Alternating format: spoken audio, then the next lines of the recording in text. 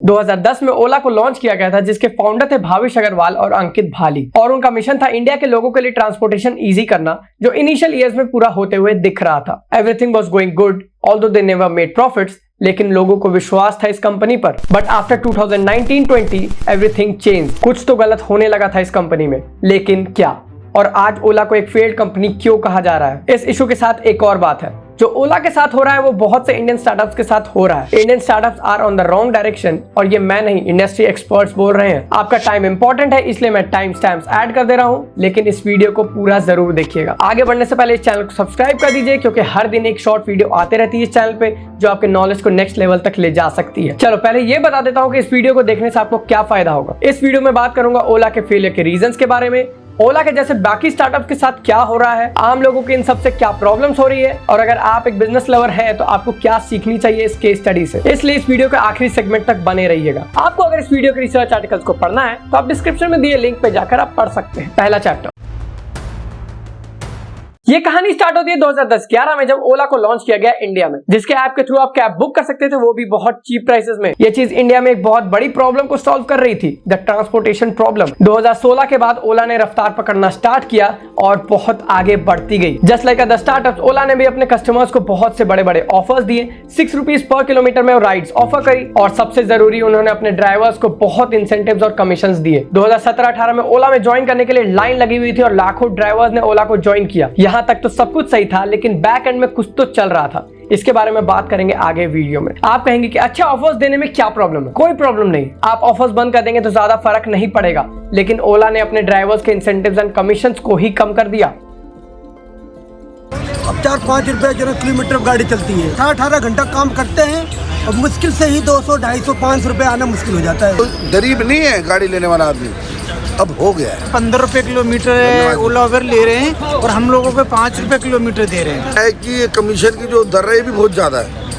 जब ये पैसेंजर को बांटेंगे तो शायद उसके बाद कमीशन की दर को कम कर दें। तो कितना कमीशन आप दे देते हैं डेली बेसिस पे? 25% यहाँ पर एक ड्राइवर अपने कमीशन देता है। ओला और उबर ऐसी कंपनी हो गई, लगभग 30% कमीशन ज्यादा है सर। 30% तक, कम से कम 30% कमीशन ज्यादा। इससे क्या इफेक्ट पड़ता है, इसे एक एग्जांपल से समझते हैं। एक लड़का है राजू, जो एक बिजनेसमैन के यहाँ पे ड्राइवर है, जहाँ उसे मिल रहे हैं 12,000 रुपए महीने के। उसे वहाँ कोई खर्च नहीं है, रहने खाने का उसे मालिक देते ही है, और कार भी उसकी मालिक की ही है। वो मस्त अपने जिंदगी को व्यतीत कर रहा है। एक दिन उसका दोस्त आता है काजू, और बोलता है कि तू क्या कर रहा है? जब तू ड्राइवर बन के 50-60 हजार रुपए कमा सकता है तो 12,000 रुपए क्यों? राजू पूछता है कैसे? तो वो बोलता है ओला ज्वाइन कर लो। राजू ने कहा मेरे पास तो गाड़ी है ही नहीं। काजू कहता है कि जो तेरे पास सेविंग्स है उससे एक गाड़ी ले ले ईएमआई पे, महीने के 50-60 हजार कमाएगा, जिसमें से 10,000 रुपए ईएमआई भर देना, 10,000 में खाना रहना सब हो जाएगा, फिर भी 40,000 आराम से बचा लेगा। राजू बहुत खुश होता है और ओला ज्वाइन कर लेता है। 12-15 महीने तक सब कुछ सही चलता है। राजू अपने ईएमआई को समय से भरते रहता है, लेकिन कुछ टाइम बाद ओला अपने इंसेंटिव्स और कमीशंस को कम करते जाती है, और राजू की कमाई 60,000 से 30,000 तक आ जाती है। जब राजू की कमाई बढ़ती है तो वो अपने खर्च बढ़ा लेता है, एक घर खरीद लेता है ईएमआई पे, और महंगे फोन्स भी ईएमआई पे खरीद लेता है। वो ये सब इस बेसिस पे करता है कि उसकी कमाई 60,000 रुपए है, लेकिन बाद में जब कमाई घटती है तो वो ये सब कुछ नहीं दे पाता। अब आप समझ गए होंगे कि क्या प्रॉब्लम चल रही है। ओला के ड्राइवर्स खुश नहीं है, इसके कारण बहुत सी प्रॉब्लम्स हो रही है। आप राइड बुक करते हैं तो सबसे पहले आपसे पूछते हैं कि आपको जाना कहाँ है। आप कहते हैं बोरीवली, उन्हें जाने का मन नहीं होता है तो वो कैंसिल कर देते हैं। आपसे पूछेंगे कि आप कैश देंगे कि ओला मनी, आप कहेंगे ओला मनी से पेमेंट करेंगे क्योंकि उसमें ऑफर्स मिलते हैं, लेकिन वो कैंसिल कर देंगे क्योंकि शायद ओला मनी वाली पेमेंट उन्हें टाइम पे नहीं मिलती है। ये सब जितनी भी चीजें मैंने कहा, उन सब के पीछे एक और कारण है, द कोविड पैंडेमिक। कोविड के बाद ओला और उबर के सारे कैब्स बंद हो चुके थे। ड्राइवर्स ने अपनी सारी सेविंग्स खो दी थी, या तो फैमिली के हॉस्पिटल बिल्स में, या तो ईएमआई भरने में। वापस से सिचुएशन नॉर्मल होने तक 30,000 से ज्यादा कैश बैंक्स ने वापस ले ली थी because of non payment of EMI. अब ड्राइवर्स के पास सिर्फ एक ऑप्शन बची थी, कार लेंडर्स से कार रेंट पे लेना। बेसिकली जितना वो ईएमआई भर रहे थे उतने में ये कार मिल जाती रेंट पे, लेकिन अब अंतर ये है कि वो कार उनकी नहीं होती, इसलिए उन्हें वापस से प्राइवेट कार ड्राइव करना ज्यादा अच्छा लगने लगा, क्योंकि उतना ही वो वहां भी कमाएंगे, लेकिन बिना किचकिच के। ये तो वो प्रॉब्लम है जो हमें सामने से दिख रही है, लेकिन जैसा कि मैंने कहा, कुछ तो बैक एंड में चल रहा था। वो है aggressiveness of the CEO of Ola, Bhavish Aggarwal. Ola जब तक एक कैब कंपनी थी तब तक तो ठीक थी, लेकिन भावेश अग्रवाल ने एक गलती कर दी। उन्होंने सोचा कि ओला तो सक्सेस हो ही गई है, अब हम ओला के थ्रू और भी बिजनेसेस में एंटर करेंगे। उन्होंने फूड पांडा को एक्वायर करके ओला फूड स्टार्ट किया 1400 करोड़ रुपए लगाकर, और वो कंपनी 2 साल के अंदर बंद हो गई। ग्रोसरी डिलीवरी में कूदने के लिए इन्होंने ओला डैश स्टार्ट किया जो 1 साल के अंदर बंद हो गई। उन्होंने ओल्ड कार्स बेचने की सोची, लेकिन कस्टमर्स ने कहा बहुत महंगी बेच रहे हैं, और वो भी बंद हो गई। उन्होंने ओला मनी लॉन्च किया जिसके एडवर्टीजमेंट में हजारों करोड़ फूके, लेकिन उसे भी कोई भाव नहीं देता है। और ट्रेंड को पकड़ने के लिए उन्होंने लॉन्च किया ओला इलेक्ट्रिक, जिसके फेलियर की स्टोरी से आप वाकिफ होंगे ही। हालांकि भावेश अग्रवाल पूरी कोशिश कर रहे हैं कि ओला इलेक्ट्रिक को सक्सेस कर दिया जाए, लेकिन अब ओकिनावा, हीरो, एथर, टीवीएस जैसी कंपनीज आगे निकल रही हैं। थर्ड रीजन है work culture and leadership. Ola group ने इतनी सारी कंपनीज खोलकर बंद की है, तो ऑब्वियस सी बात है कि एम्प्लॉइज भी बहुत फायर किए होंगे। इसके कारण ओला के एम्प्लॉइज सेफ नहीं फील करते हैं ओला में, और ऊपर से ओला से रेगुलरली सीनियर एग्जीक्यूटिव्स रिजाइन करते रहते हैं। रिसेंटली ओला के हेड ऑफ टैलेंट एग्जीक्यूशन शिखर सूद ने रिजाइन किया है। Yet another high-profile resignation. Now, Sood was in charge of talent acquisition for the entire Ola group, and CNBC TV18 did reach out to Ola about Sood's resignation, but is yet to receive a response. Sood's resignation comes after more than 32 senior executives of Ola stepped down in the last 2 years. ओला के एक senior executive ने कहा था कि ओला में act fast think letter वाली culture चल रही है, और ये हम देख सकते हैं इतने सारे फेल्ड स्टार्टअप्स को देखकर। The fourth reason is pricing. आप अभी कहीं की भी प्राइस कंपेयर कर लीजिए ओला और उबर की, 10 से 20% की डिफरेंस आएगी। इसके कारण majority of the people Uber prefer कर रहे हैं आजकल। देखिए, ऐसा नहीं है कि ओला में जो ड्राइवर्स फेस कर रहे हैं वो उबर में ड्राइवर्स नहीं फेस कर रहे हैं, सेम प्रॉब्लम वहां पर भी है। बस ओला ने जो गलतियां की है एग्रेसिवनेस के कारण, वो बड़ी प्रॉब्लम बन गई। जैसा कि मैंने स्टार्टिंग में कहा था, ओला का मिशन था ट्रांसपोर्टेशन को ईजी और चीप करना, लेकिन क्या वो अभी भी चीप है?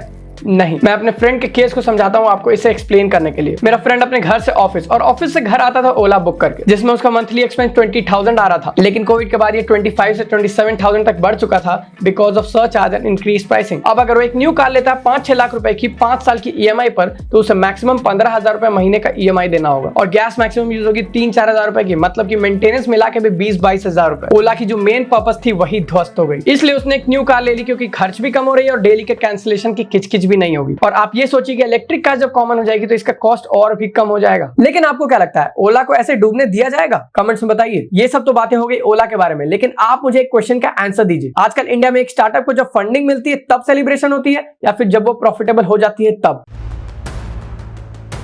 ऑब्वियसली जब फंडिंग मिलती है तब, और वो भी ओवर वैल्यूएशंस पे। एक्सपर्ट्स के हिसाब से इंडियन स्टार्टअप इकोसिस्टम में प्रायोरिटी बन चुकी है funding and valuation, not the profits. Revenue है 2,000 करोड़, वैल्यूएशन मिलती है 60,000 करोड़, जहां 1,000-2,000 करोड़ की लॉस भी है। इन सब के चक्कर में सभी ने अपने नॉर्म्स चेंज किया और लॉस मेकिंग कंपनीज को लिस्ट करने का मौका दिया स्टॉक मार्केट में। और इन्होंने क्या किया, इन्होंने 100 की चीज को 500 में लिस्ट किया, और हमारे भोले वाले रिटेल इन्वेस्टर्स ने इनमें इन्वेस्ट कर दिया। बस फिर क्या, इन्हें जो फायदा उठाना था वो उठा चुके थे, धीरे धीरे एग्जिट करते गए और शेयर प्राइस नीचे जाती गई, और आज वो 500 की चीज 100 की भी नहीं है। आप जानते हैं कि मैं किन कंपनीज की बात कर रहा हूं। सब जानते हैं कि ओवर वैल्यूएशन के साथ इन्हें लिस्ट किया गया था। इस चीज से आम लोगों को बहुत फर्क पड़ता है। अब आते हैं हमारे लास्ट सेगमेंट में। अगर आप एक बिजनेस लवर है तो आपको क्या सीखना चाहिए इस केस स्टडी से? ओला पुरानी कंपनी हो चुकी है, इसलिए उन्हें इंसेंटिव्स कम करना पड़ रहा है, क्योंकि उनके पास कोई ऑप्शन नहीं है। लेकिन आपको अपने बिजनेस को स्टार्ट करने से पहले ये सोच के चलना होगा कि किस डिसीजन के कारण आपके बिजनेस पर क्या फर्क पड़ सकता है फ्यूचर में। जैसे ओला के केस में ड्राइवर्स को हद से ज्यादा इंसेंटिव्स देना प्रॉब्लमेटिक साबित हो रहा है। दूसरी है वैल्यू योर एम्प्लॉइज। एक कंपनी के एम्प्लॉइज ही कंपनी को चलाते हैं, इसलिए एम्प्लॉइज खुश तो आप खुश, और इसका सबसे बड़ा एग्जाम्पल है टाटा। तीसरी सबसे जरूरी बात, ओला अपने कैब्स के लिए जानी जाती है, जोमैटो फूड डिलीवरीज के लिए, नायका कॉस्मेटिक्स के लिए, नेटफ्लिक्स मूवीज के लिए। हर एक कंपनी अपने एक नीश में है। अब जोमैटो के पास राइडर्स है तो उन्होंने ग्रोसरी डिलीवरी स्टार्ट कर दी, तब तक तो ठीक है, लेकिन अगर वो अमेज़न की तरह इलेक्ट्रॉनिक्स बेचने लगे तो क्या सक्सेस हो पाएंगे? ओला के पास कैब्स थी, लेकिन वो घुस गए ग्रोसरी डिलीवरी सर्विसेज में, फूड डिलीवरी सर्विसेज में। कोई सेंस है इस बात की? वो आ गए पुरानी गाड़ी बेचने में, वो आ गए लोन बांटने में, और फिर आ गए इलेक्ट्रिक स्कूटर मैन्युफैक्चर करने में। बिजनेस एक्सपैंड करना है तो अपने नीश में रहकर ही करना चाहिए। तो इस वीडियो में बस इतना ही। वीडियो पसंद आएगा तो लाइक कर दीजिएगा और कमेंट्स में जरूर बताइएगा। आपके रेफरेंसेस और टॉपिक को डिटेल में स्टडी करने के लिए मैंने स्टडी मटेरियल्स डिस्क्रिप्शन में डाल दिए हैं, तो जाके आप पढ़ सकते हैं। और ऐसी वीडियोस देखते रहने के लिए बिज शिक्षा को सब्सक्राइब कर दीजिए, क्योंकि हर दिन एक वीडियो जरूर आती है। मिलते हैं अगले वीडियो में। जय हिंद, जय भारत।